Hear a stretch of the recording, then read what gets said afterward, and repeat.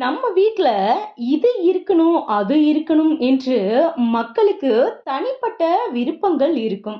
அதில் ஒருவருக்கு பிடிப்பது இன்னொருவருக்கு பிடிக்காது. இவருக்கு பிடிப்பதை வேறு ஒருவர் தேராது என்று உதட்டை பிதுக்குவார். ஆனால் இன்றைய சூழ்நிலையில் எல்லோருடைய வீட்டிலும் இருக்க வேண்டிய மக்களுடைய நல்வாழ்வு முன்னேற்றத்திற்கு துணை புரியக்கூடிய 10 விஷயங்கள் முக்கியமா இருக்கு. அது என்னென்ன அப்படிங்கிறத பத்தி நாம இந்த வீடியோல தெரிஞ்சுக்கலாம். ஹாய் ஹலோ ஃப்ரெண்ட்ஸ், வணக்கம் அண்ட் வெல்கம் டு தேன் மிட்டாய் யூடியூப் சேனல். இந்த லிஸ்ட்ல நாம முதல்ல பார்க்க போறது அலாரம் கடிகாரம். இந்த பட்டியல்ல முதல் இடத்தில் அலாரம் கடிகாரத்தை பெரும்பாலானோர் எதிர்பார்த்திருக்க மாட்டாங்க. ஏன்னா நம்மள பொறுத்த வரைக்கும் அது ஒரு சாதாரண கருவி. சொல்ல போனா நாம் நன்கு தூங்க விரும்பும் நேரத்தில் நம்மை எழுப்பிவிட்டு எரிச்சலூட்டுகிற பொருள். ஆனால் இன்னொரு கோணத்தில் பார்த்தால் அலாரம் கடிகாரம் நமக்கு நேரத்தின் முக்கியத்துவத்தை உணர்த்தும் ஒரு தோழராக இருக்கிறது.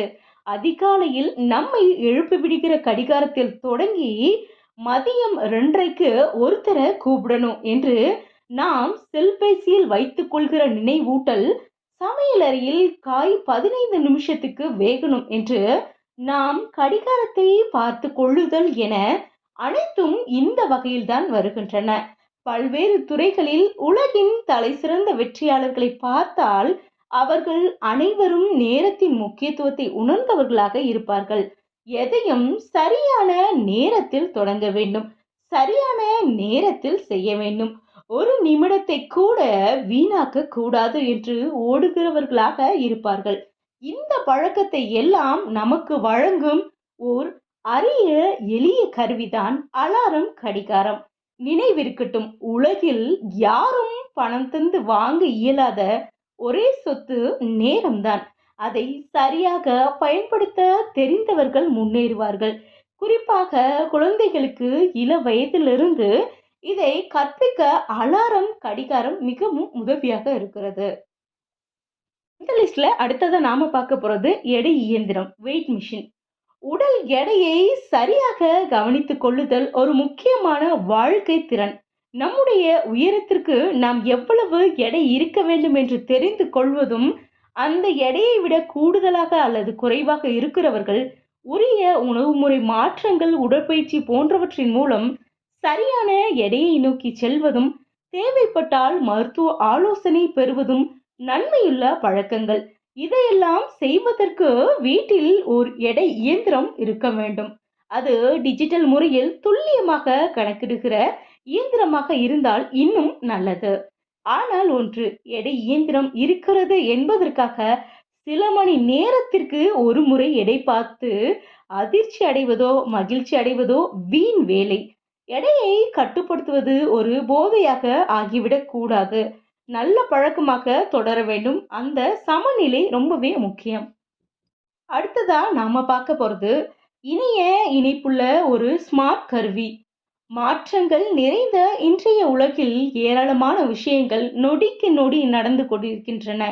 நம் நண்பர்கள் உறவினர்களுடைய வாழ்க்கையில் என்ன நடக்கிறது என்பதில் தொடங்கி செய்திகளை படிப்பது, பொழுதுபோக்கு, வங்கி சேவைகளை பயன்படுத்திக் கொள்வது, அரசு அலுவலகங்களை அணுகுவது, கல்லூரி பள்ளி படிப்பு என அனைத்துக்கும் இணையம் தேவையாக இருக்கிறது.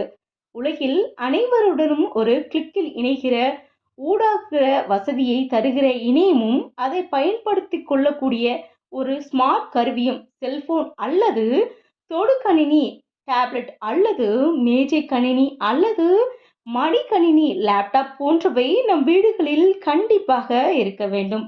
இணையத்தில் நல்லவற்றோடு தீயவையும் நிறைந்திருக்கின்றன என்பதனை நினைவில் வைக்க வேண்டும். ஆனால் அதற்கு அஞ்சி இணையத்தை ஒதுக்கிவிடவும் கூடாது. அடுத்ததா இந்த லிஸ்ட்ல நாம பார்க்க போறது மிதிவண்டி அல்லது மின்சார வண்டி. பொதுவாக ஒரு பைக் இல்லாட்டி ஒரு கார் இருக்கணும், ரெண்டும் இருந்தா இன்னும் நல்லது என்பார்கள். ஆனால் கால மாற்றங்களை கருத்தில் கொண்டு இதை நாம் சற்று மாற்றிக்கொள்ளலாம். ஒரு மிதிவண்டி இருக்கணும், தேவைப்பட்டா 2 சக்கர அல்லது 4 சக்கர வண்டி ஒண்ணு, அது மின்சாரத்துல இயங்குறதா இருந்தா இன்னும் நல்லது. மிதிவண்டிக்கு பெட்ரோல், டீசல், மின்சாரம் எதுவும் தேவையில்லை. அது சுற்றுச்சூழலை பாதிப்பதில்லை என்பதெல்லாம் ஒரு புறம் இருக்க, அது ஒரு நல்ல உடற்பயிற்சியாகவும் இருக்கின்றது. உடலுக்கு நன்மையை தருகின்றது. ஆனால் அதை எல்லா இடங்களிலும் எல்லா தேவைகளுக்கும் பயன்படுத்த முடியாது என்பதனால் மின்சார வண்டி ஓகே. அடுத்ததா நாம பார்க்க போறது தூய்மை பொருட்கள். Cleanliness is next to godliness என்று ஆங்கிலத்தில் ஒரு பொன்மொழி உண்டு. தூய்மையான வீட்டில் உடல் நலம் பெருகும், நோய்கள் குறையும். பல் தேய்த்தல், முகம் கழுவுதல், குளித்தல், வெளியில் சென்று திரும்பினால் கை கால் கழுவுதல், ஆடைகளை அழுக்கின்றி துவைத்தல், காய்கறிகளை தூய்மைப்படுத்திவிட்டு சமைத்தல் என்று இதையொட்டி பல பழக்கங்கள் உள்ளன. இவற்றை நாம் மிகுதியாக பயன்படுத்த நமக்கு நல்லது. அதற்கு தேவையான பொருட்கள் அனைத்தும் நம் வீட்டில் இருக்க வேண்டும். அதற்காக விலை உயர்ந்த சோப்பு சீப்பு பர்பஸை தான் வாங்க வேண்டும் என்று பொருள் இல்லை. நம்முடைய பட்ஜெட்டில் நமக்கு ஏற்றதை வாங்கி பயன்படுத்தலாம்.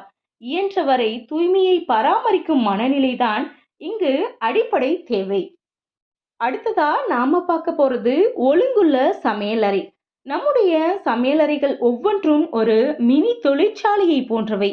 மளிகை பொருட்கள், காய்கறிகள் வாங்குவது, சேமித்து வைப்பது, சரியான நேரத்தில் சரியான அளவில் பயன்படுத்தி சுவையாக சமைப்பது, யாருக்கு எவ்வளவு தேவை என்று கணக்கிட்டு சமைப்பது, எஞ்சும் பொருட்களை கையாள்வது என அனைத்தையும் இல்லத்தரசிகள் மிக சிறப்பாக செய்கிறார்கள். இதற்கு அவர்களுக்கு உதவக்கூடிய ஒழுங்குள்ள சமையலறை ஒவ்வொரு வீட்டிலும் இருக்க வேண்டும். அதுக்கடுத்ததா நாம பார்க்க போறது வரவு செலவு புத்தகம். நாம் சம்பாதிக்கின்ற ஒவ்வொரு ரூபாய்க்கும், நாம் செலவழிக்கின்ற ஒவ்வொரு ரூபாய்க்கும் கணக்கு வைத்திருப்பது ஒரு நல்ல பழக்கம். இதன் மூலம் நம்முடைய பணம் எப்படி வருகிறது, எப்படி செல்கிறது என்கிற தெளிவு நமக்கு கிடைக்கும்.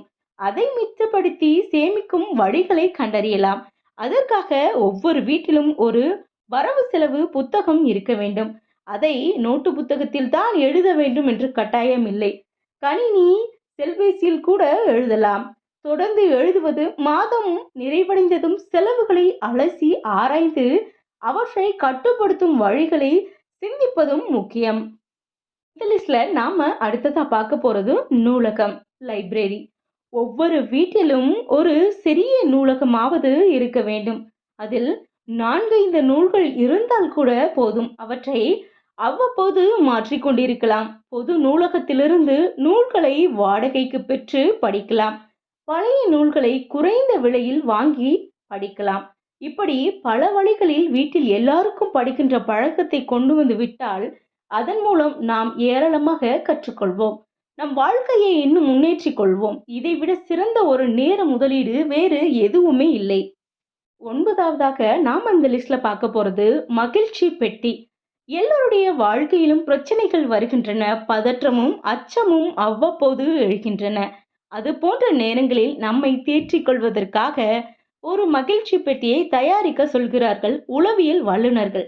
அதாவது நாம் சேர்த்திருக்கும் நேரத்தில் நமக்கு ஊக்கமளிக்கக்கூடிய பொருட்களை இந்த பெட்டியில் சேர்த்து வைக்கலாம்.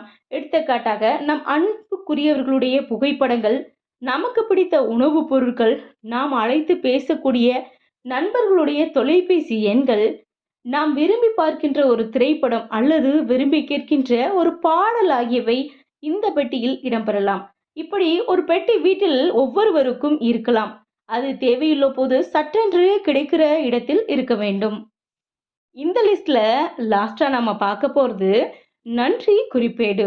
இவ்வுலகில் நமக்கு எத்தனையோ நல்லவை கிடைத்திருக்கின்றன, கிடைத்து கொண்டிருக்கின்றன. இவற்றுக்கெல்லாம் பல தனி நபர்கள், நிறுவனங்கள், அமைப்புகள் காரணமாக இருக்கிறார்கள். அவர்களுக்கெல்லாம் நாம் நன்றி சொல்கிறோமா? ஒருவேளை வாயை திறந்து சொல்லாவிட்டாலும் மனதுக்குள்ளாவது சொல்கிறோமா? இந்த பழக்கத்தை கொண்டு வரக்கூடிய நல்ல விஷயம் நன்றி குறிப்பேடு. அதாவது ஒவ்வொரு நாளும் இந்த குறிப்பேட்டை திறந்து வைத்துக்கொண்டு சில நிமிடங்கள் சிந்திக்க வேண்டும். அந்த நாளில் நமக்கு நடந்த நல்ல விஷயங்கள் என்ன, நாம் எதற்கெல்லாம் நன்றியுடன் இருக்க வேண்டும் என்று எண்ணி பார்த்து அதை எழுத வேண்டும். உடற்பயிற்சி போல இது ஒரு நல்ல மனப்பயிற்சியாக இருக்கும். இதை எழுதுவதுடன் நிறுத்திவிட வேண்டியதில்லை. சம்பந்தப்பட்ட நபரிடம் நேரிலேயோ தொலைபேசியிலேயோ நம் நன்றி உணர்வை தெரிவிக்கலாம். இது நம் உறவுகளை இன்னும் வலுவாக்கும். நமது மன நிறைவையும் நமக்கு மகிழ்ச்சியையும் சேர்த்து வழங்கும். என்ன ஃப்ரெண்ட்ஸ், இந்த டிப்ஸ் நாம எல்லாருக்கும் ரொம்பவே யூஸ்ஃபுல்லாக இருக்கும்னு நான் நம்புகிறேன். இந்த வீடியோ பிடிச்சிருந்தா லைக் பண்ணுங்க, ஷேர் பண்ணுங்க. கண்டிப்பாக உங்கள் நண்பர்களுக்கும் ஃபேமிலி ஃப்ரெண்ட்ஸ்க்கும் இதை ஷேர் பண்ணுங்க. இதே மாதிரி பயனுள்ள தகவல்களை தெரிஞ்சுக்க இது வரைக்கும் நம்ம சேனலை சப்ஸ்கிரைப் பண்ணாதவங்க சப்ஸ்கிரைப் பண்ணுங்க. அப்படியே உங்கள் மனசில் என்ன கருத்துக்கள் தோணுதோ அதை கமெண்ட்டில் போடுங்க. அப்போதான் எனக்கு ரொம்ப இன்ட்ரெஸ்டாக இருக்கும் வீடியோஸ் அப்லோட் பண்ணுறதுக்கு. மறுபடியும் ஒரு நல்ல தகவலோடு நான் உங்களை சந்திக்கிறேன். நன்றி, வணக்கம்.